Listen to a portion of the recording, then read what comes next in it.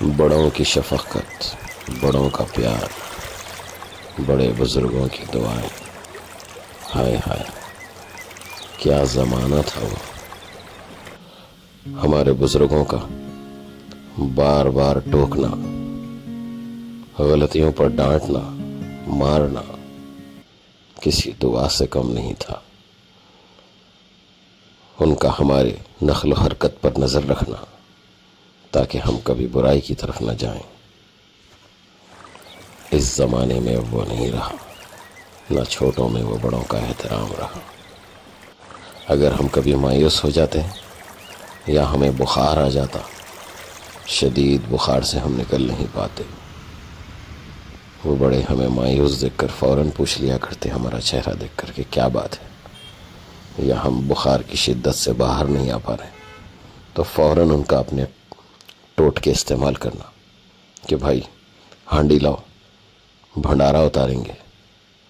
وہ ہانڈی میں لال پیلا پانی بنانا، وہ کچھ کوئلے وغیرہ ڈال کر پھر ایک کپڑے کا ٹکڑا لینا، اس کو بیچ میں سے 3-4 مرتبہ پھاڑ کر نظر اتارنا، پھر اس کو جلا کر ہانڈی میں ڈالنا۔ وہ ہانڈی وہ لال پیلے پانی کے ساتھ کسی برتن میں اوندھی مار دینا، اور جیسے ہی پانی سک کر لیتی فوری بولنا کہ دیکھو کیسے پانی کھینچ لیا، کتنی بری نظر تھی، سب ختم ہو گیا، چلو اب ٹھیک ہو جائیں گے۔ اور ہم کو یقین بھی ہو جاتا اور ہم ٹھیک بھی ہو جاتے۔ یا کبھی گھر میں یہ چیزیں میسر نہ ہوئی تو بولنا کہ کپڑے کا ٹکڑا لاؤ پرانا، اس ٹکڑے کو بیچ میں سے 3-4 مرتبہ چیرنا، پھر اس سے نظر اتار کر اس کو جلا دینا۔ ظاہر سی بات ہے کپڑا جلنے پر جو ہے کہ ایک اسمیل سی آتی ہے، اسمیل آتے ہی کہنا کہ دیکھیں کیسی اسمیل آ رہی، اتنی بری نظر تھی، اب ختم ہو گئی، اب ٹھیک ہو جائیں گے۔ ہم مان لیتے تھے اور ٹھیک بھی ہو جاتے۔ یا جاڑے بخار کی شدت سے ہم تڑپنا، بخار بہت دنوں سے چل رہا، کم نہیں ہو رہا، تو بڑے پلان کرتے کہ بھائی 4-5 دن سے بخار کم نہیں ہو رہا، چلو جھال اتاریں گے۔ وہ جھال کیا ہے مجھے تو پتہ نہیں، سنتے آیا، مجھے بھی میرے بزرگ اتارے کہ وہ ایک سوپ لے لیا کرتے تھے۔ وہ سوپ ہر گھر میں موجود ہوتا تھا، اور جس سے چاول رکھ کے چنتے ہیں، وہ جس میں کچھ دالیں وغیرہ پچھوڑی جاتی۔ وہ آج بھی گاؤں میں یا شہر میں بھی ان لوگوں کے پاس نظر آئے گا جو ان بزرگوں کے سائے میں پل کر بڑے ہوئے۔ اس سوپ میں پانی لے کر قبلے رخ ہو جاتے، وہ کچھ دعا پڑھتے، اللہ کا ذکر اذکار کرتے۔ سورج بھی شام کے وقت اسی طرف ہوا کرتا، اکثر شام کے وقت ہی یہ کرتے تھے، جھال اتارنا۔ پھر جو ہے پلٹ کر ایک پچھاڑ کے طور پہ ہماری طرف وہ پانی چھڑکتے۔ 2-3 مرتبہ ایسا کرتے، ہمارا آنگ جھٹکے جاتا۔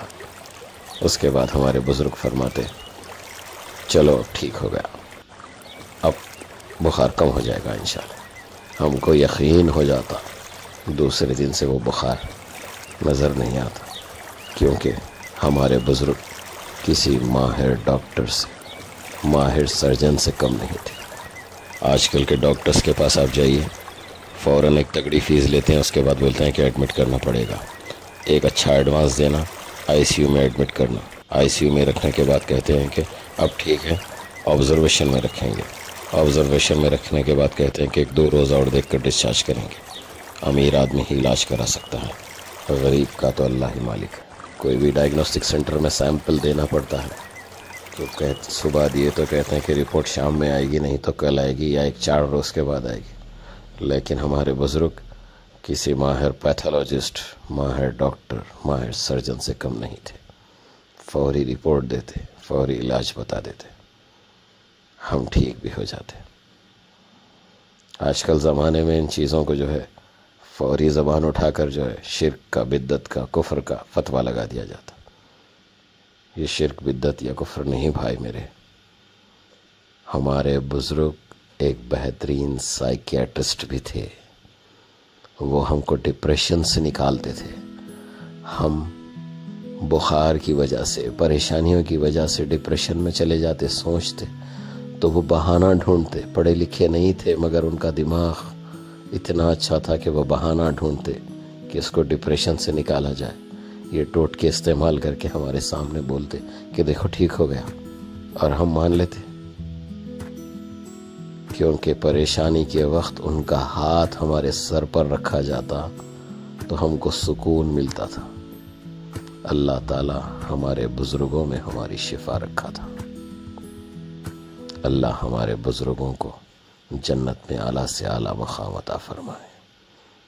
جو بقید حیات ہیں اللہ ان کی عمر دراز کرے، آمین یا رب العالمین۔